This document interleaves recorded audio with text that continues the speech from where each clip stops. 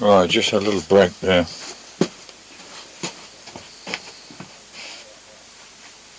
I pulled out my Parlophone booklet. First thing I see is a picture of Chubby Jackson you were talking about. Now, that's interesting. The Chubby Jackson's still going strong. I'm glad to hear it. I used to see him in America on television. He had a children's program. You know, he was the host of it. Played cartoons for the children. He was not terribly chubby at that particular time, which would have been around about 1960, I think. Now let me see here. Billie Holiday and her orchestra,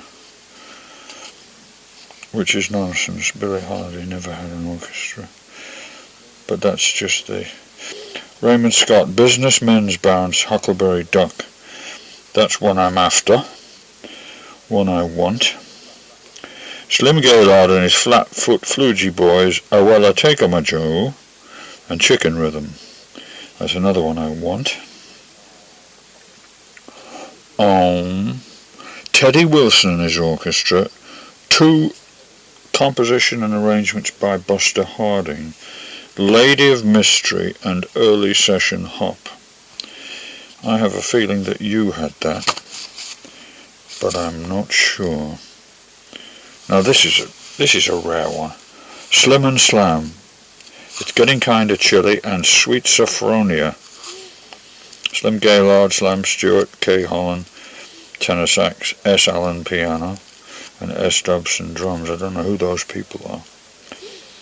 Frankie Newton's Cafe Society Orchestra, Tab's Blues and Frankie's Jump. Quite rare. I haven't got any of these. Buggers. Jimmy Johnson, Harlem Woogie and After Tonight. I might have that somewhere. That might have come in recently.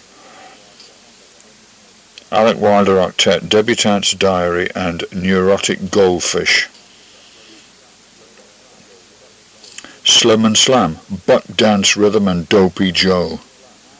Now here we are. Nan Wynn and her orchestra. The Gandhi Dancer and Think It Over. Personnel unavailable. That was 1939 Rhythm Style Series, number 15 and 16. Let's see if there anyone. Nan Wynn and her orchestra, 1938 Rhythm Style Series, Lullaby in Rhythm and Monday Morning. Both with vocals by Nan Wynn, and both, it says, personnel unavailable.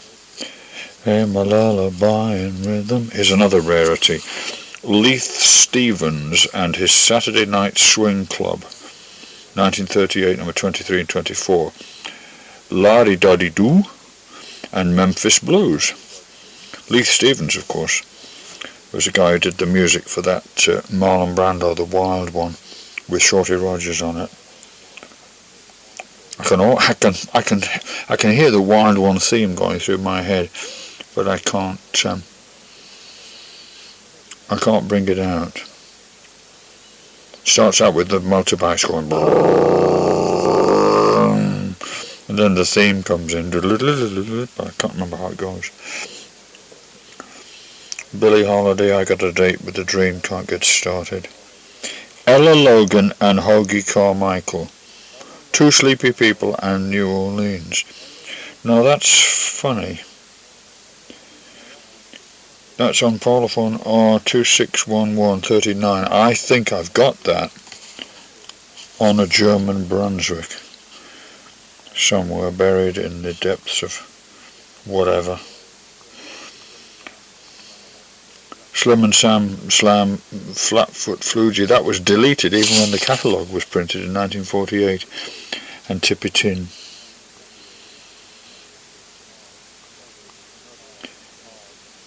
Another hard to get item by Benny Goodman. Cokie and the Dixieland Band, which is a Johnny Mercer thing, a vocal by Helen Ward, Johnny Mercer and Bernie Hannigan.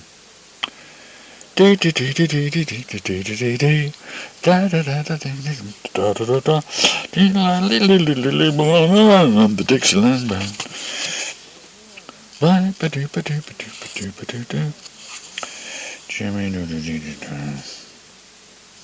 Some of these are very easy to get, like Gene Krupa, Blues of Israel and Three Little Words, I guess because it was successful.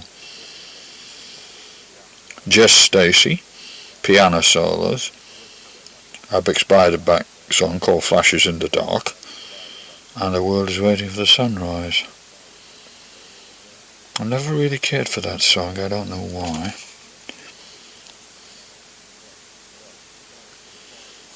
Well, so much for the Parlophone Rhythm Style series.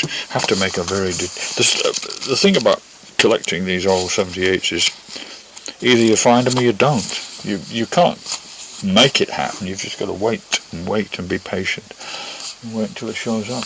You could advertise for them, but then you've got to pay big money then, and I don't want to do that.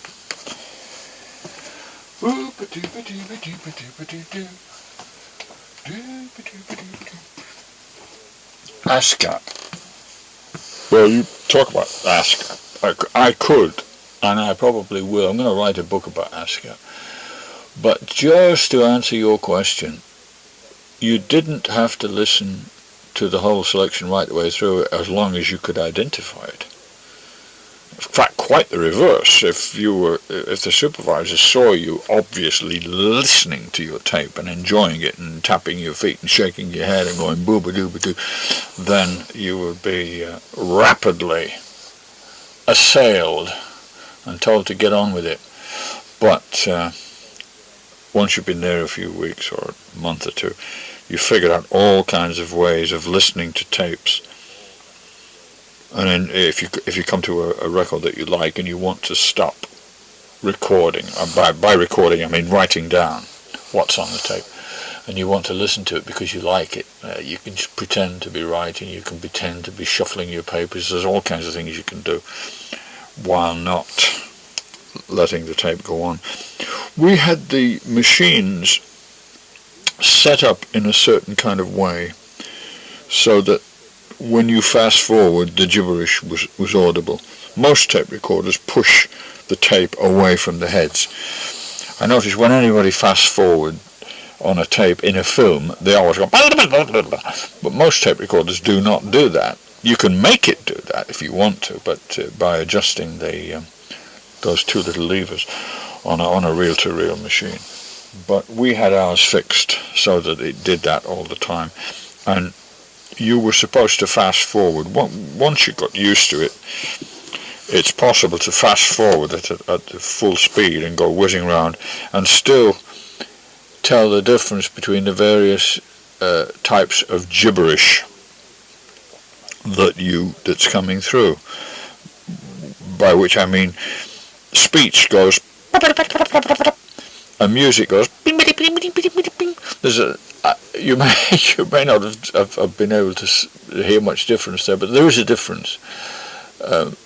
Music at high speed makes a sort of pinging, tinkling sound, and speech makes a yapping sound, and you soon learn to distinguish between the two. The thing is to pick up very, very brief bits of music from in between all the talk, because you have to have every bit of music that's played has to be noted.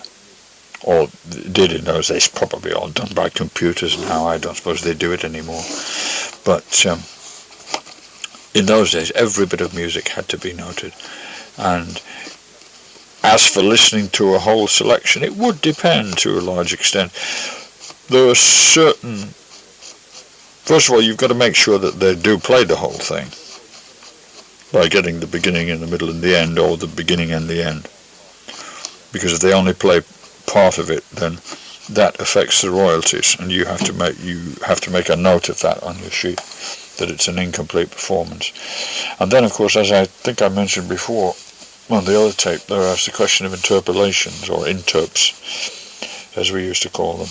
If there's a quotation from another tune within a performance of an a known song, that the interpolation has to go in too, because that's part of the music, and that the guy who wrote the song that's being interpolated has to get his whack, his percentage of the royalty projection, whatever it might be.